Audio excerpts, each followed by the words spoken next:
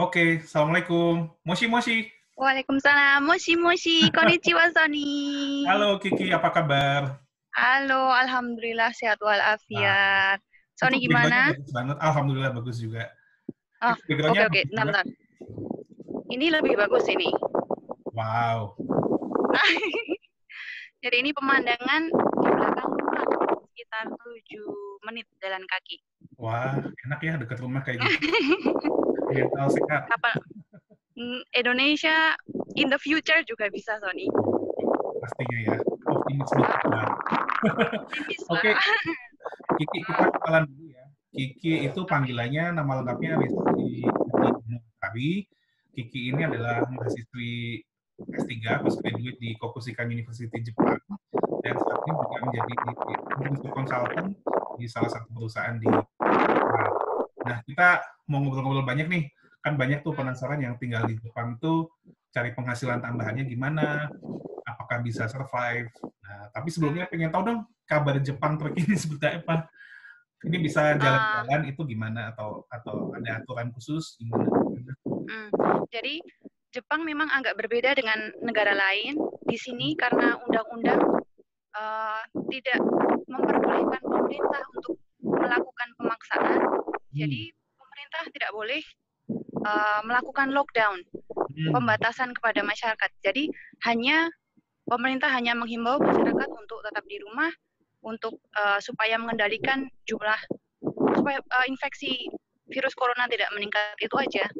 Jadi keluar pun boleh-boleh saja. Jadi tadi seperti yang saya tunjukkan tadi ya, di belakang itu banyak sekali orang-orang yang lagi olahraga, memancing dan lain sebagainya. Tapi memang selama 1 bulan kegiatan sekolah, kemudian perkantoran juga diliburkan.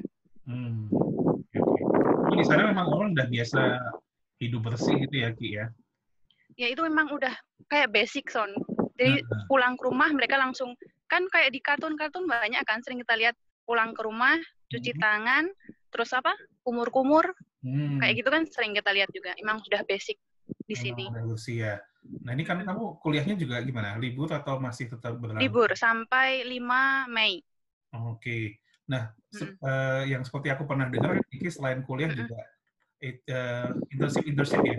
Itu masih part-time ya? Itu masih bisa ya untuk beberapa Masih bisa. Nah, ngomongin ini sih penghasilan tambahan nih. Ya sebelum ngomongin penghasilan tambahan nih, orang-orang kan ngomong pikir hidup di Jepang tuh asik gitu kan ya? Maksudnya asik. selalu kayaknya menyenangkan banget, terus orang-orangnya teratur, ngantri, selalu sopan-sopan lama-lama. Di dunia nyata bagaimana sih di sana? Kalau di dunia nyata sebenarnya itu tergantung orang-orangnya sih, Son. Banyak ya? juga banyak juga orang-orang seperti aku yang mengeluh juga banyak. Tinggal bagaimana kita mengelola antara kerja dan belajar itu gimana tergantung kita sendiri sih sebenarnya. Tapi banyak asiknya memang. Jadi satu hal yang pasti yang harus aku tekankan, Jepang itu berbeda dengan Indonesia. Jadi di Jepang warga negara asing, orang-orang yang memegang visa seperti mahasiswa pelajar, kemudian spouse, itu mereka memiliki hak untuk bekerja 1 minggu 28 jam. Jadi boleh bekerja. Sambil itu basicnya. Nah, jadi di Indonesia nggak bisa kan? Warga negara asing harus sesuai visa yang dipegang seperti itu. Jadi kalau seperti kasusku, karena aku datang nggak diundang, aku datang tanpa beasiswa, jadi harus semua harus tuition fee, kemudian untuk kehidupan sehari-hari semua biaya juga harus memikirkan sendiri, menanggung sendiri. Jadi benar-benar rely on that income, part-time job income. Surviving challenge-nya teruji banget di sini. Iya. Terus karena Jepang kan memang tenaga kerjanya kurang, Sony. Oh iya. Penduduknya dikit ya? Jadi penduduknya sedikit. Jadi mereka benar-benar memberi kesempatan untuk orang asing untuk bekerja. Kadang-kadang tanpa bahasa Jepang pun yang banyak terjadi, teman-teman dari Vietnam, Nepal, Sri Lanka datang ke Jepang tanpa belum bisa bahasa Jepang, mereka langsung bisa bekerja. Oke. Nah, misalnya gini nih, ada adik-adik dari yang dapat beasiswa S1 di Jepang misalnya, dan mereka merasa kurang untuk kesehariannya, untuk makan ya mungkin dapat dari beasiswanya, tapi pengenlah jalan-jalan ke Kyoto, ke Osaka, pengen penghasilan tambahan, itu biasanya apa sih yang bisa mereka lakukan biar dapat uang penghasilan tambahan di sana? Kalau di sini tergantung bahasa Jepang, Sony. Kalau bahasa Jepangnya masih agak kurang, biasanya harus rela bekerja di tempat-tempat yang bahkan orang Jepang pun nggak mau melakukan. Jadi kayak cuci piring, terus cuci piring, kemudian bersih-bersih gedung, bersih-bersih rumah kayak gitu. Oh, itu kalau bahasa Jepangnya masih belum lancar ya? Tapi biayanya sama, gajinya. Gaji per jamnya sama.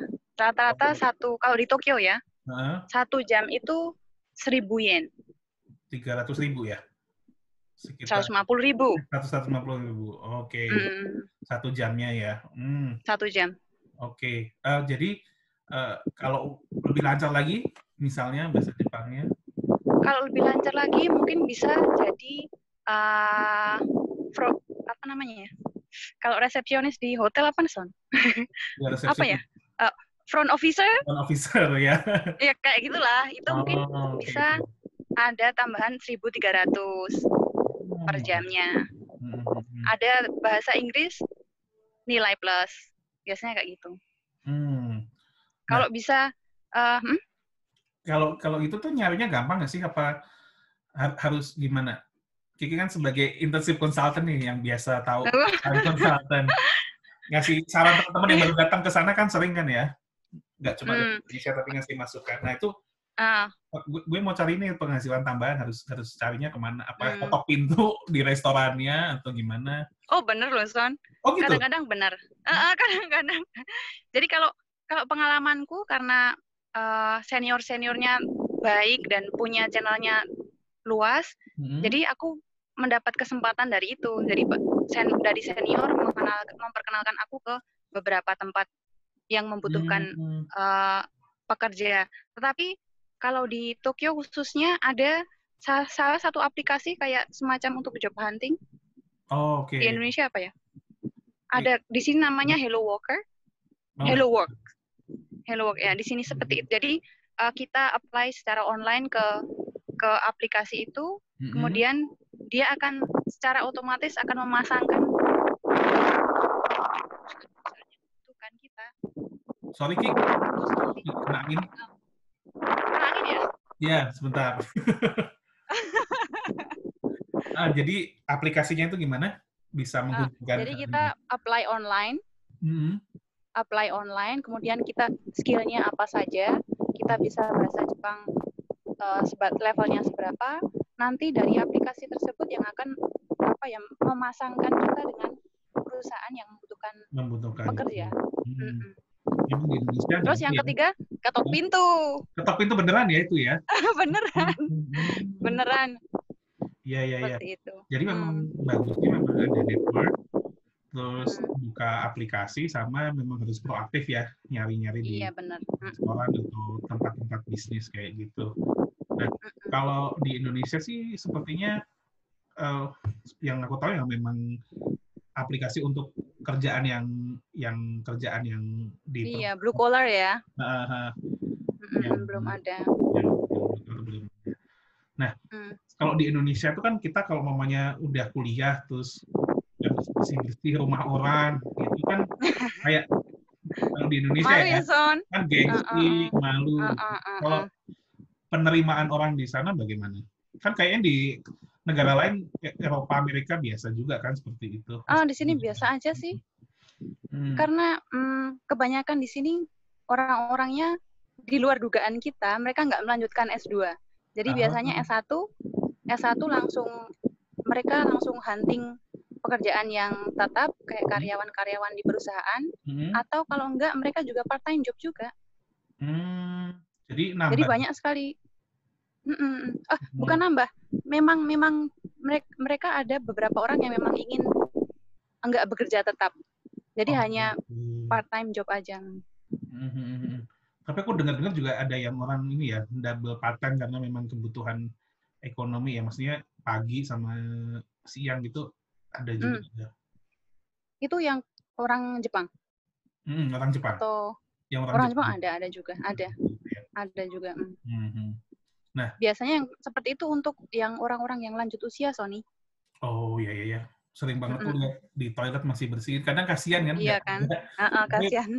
Sebenarnya biasa aja ya, baik itu orang tua atau anak muda itu ya justru itu bagian dari survive mereka untuk kita support kan? Iya, biasa aja. Oke. Nah terus selama ini culture-nya gimana sih? Apakah mengerikan kayak bos itu ibu tiri atau gimana sih? Kadang kan orang-orang takut ya kerja anak-anak masih kecil itu kayak diperbudak atau gimana. Ini apa, Romusha? Oh iya, Romusha. Kerja rodi. Enggak juga sih. Sebenarnya basicnya orang Jepang itu memang mereka susah untuk susah berteman. Susah percaya orang lain. Jadi kalau sekali kita udah menunjukkan kita itu orangnya semangat, nggak neko-neko, terus benar-benar berjuang, seperti itu biasanya mereka langsung dan bisa dipercaya. Biasanya langsung mereka terus dari sayang dan nggak akan apapun yang kita butuhkan, biasanya mereka care. Dan tapi memang kalau mereka suka memisahkan ya dunia kerjaan dengan di luar kerja, itu berbeda. Jadi mereka bisa, bos-bos bisa ngomel-ngomel sepuasnya, tapi nanti di luar ya biasa, kita teman ya, lupakan yang tadi ya, seperti itu. Jadi ya kalau kerjaan kalau nggak beres ya biasalah ya kena biasa omel-omel biasa. Tapi kalau udah selesai ya biasa gitu ya udah. Ya biasa lagi, udah itu masalah di kerjaan kayak gitu biasanya. Nah itu menarik sih, jadi tahu buat teman-teman yang pengen magang atau gimana di sana itu kepercayaan harus dijaga banget ya. Harus itu kepercayaan. Kepercayaan itu karena buat orang Jepang sangat ini ya, sangat dipegang banget ya. Nah terus apalagi kira-kira yang down-nya buat anak-anak yang lagi cari part time di sana, cari penghasilan tambahan yang mereka pelanggar secara budaya atau secara aturan. Yang pertama tadi benar-benar menjaga kepercayaan, menjaga integritas. Yang kedua benar-benar belajar. Lagi suaranya. Sorry ya, angin lagi ya Son. Iya. Asik banget ya sejuk gitu. Sebentar. Oke? Ya, oke. Jadi tadi satu kepercayaan. Dengar? Dengar. Yang kedua harus belajar benar-benar memahami kebudayaan orang Jepang. Dan yang ketiga, jangan melanggar visa. Oh, itu ya. Peraturan visa, itu yang sampai saat ini masih aku jaga benar-benar. Karena visa itu segalanya buat orang asing. Benar. Itu aja sih. Harus menjaga itu. Nah, ngomongin part-timer itu ada kastanya nggak sih? Maksudnya ada yang paling berkelas itu kalau lu udah jadi part-time di bidang apa atau jadi apa gitu?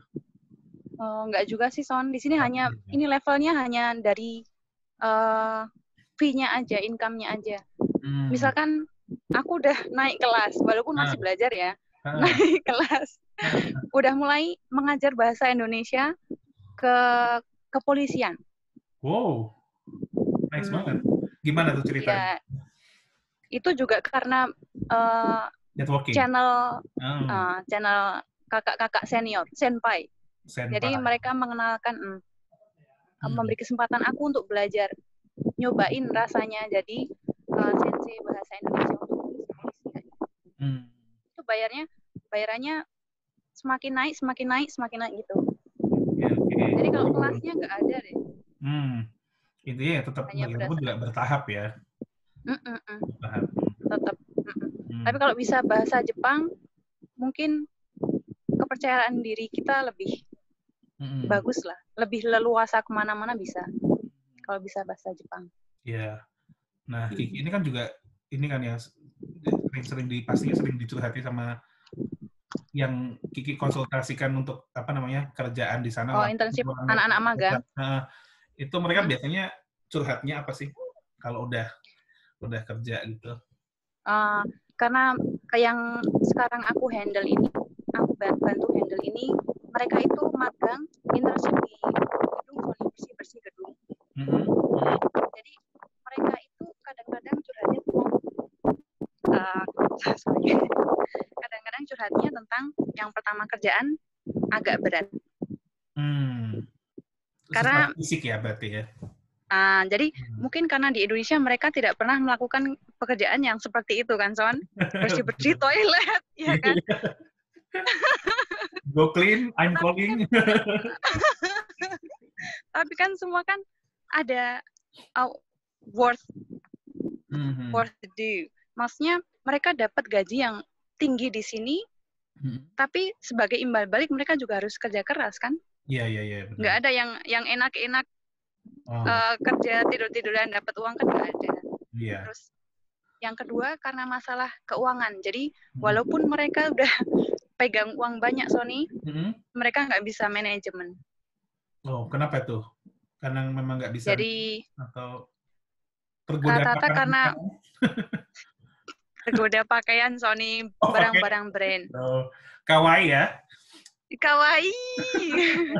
Terus kan mereka kan baru sekali ini kan selama hidup mungkin pegang uang segitu kan setiap bulan. Jadi terlena membeli barang-barang yang nggak sebenarnya untuk investasi nggak ada gunanya. Jadi ketika waktu kerja mereka habis, mereka nggak ada tabungan. Jadi masalahnya biasanya seperti itu. Iya. Dan part-time itu juga nggak bisa dijagain kan ya waktunya ya? Bisa.